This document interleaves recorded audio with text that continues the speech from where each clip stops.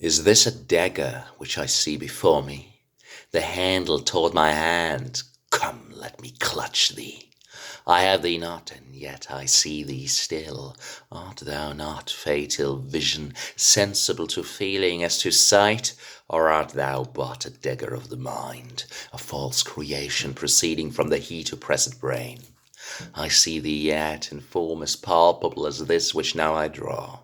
Thou marshalst me the way that I was going, and such an instrument I was to use. Mine eyes are made the fools of the other senses, or else worth all the rest. I see thee still, and on thy blade indulging gouts of blood, which was not so before. There is no such thing. It is the bloody business which informs thus to mine eyes.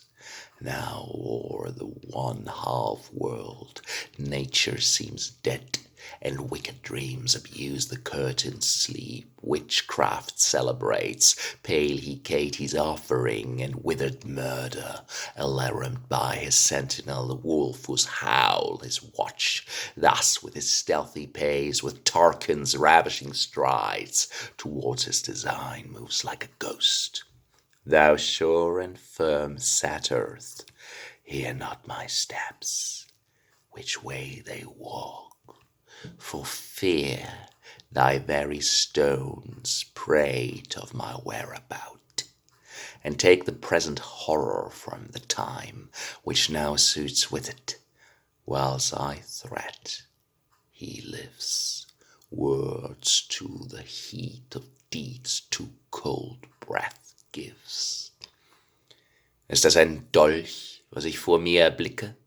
Der Griff mir zugekehrt. Komm, lass dich packen. Ich fass dich nicht, und doch seh ich dich immer. Bist du Unglücksgebild so fühlbar nicht der Hand, gleich wie dem Aug? Oder bist du nur ein Dolch der Einbildung, ein nichtig Blendwerk, das aus dem heiß gequälten Hirn erwächst?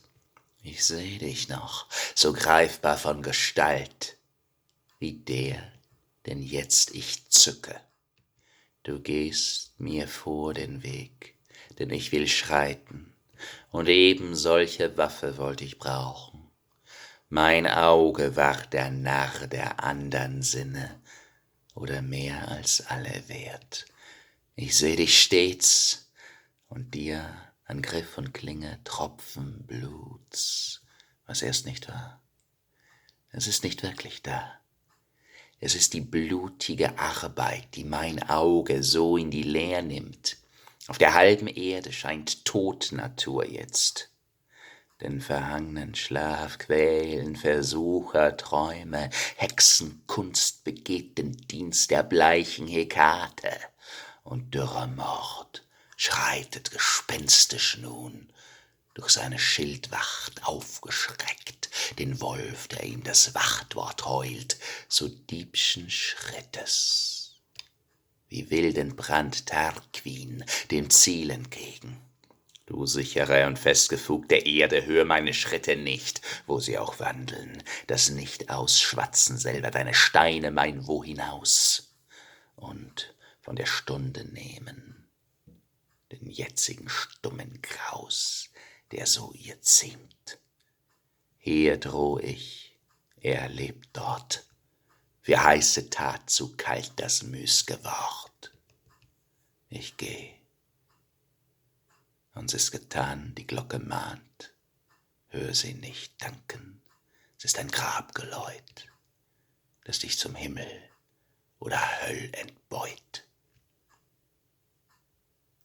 I've almost forgot the taste of fears.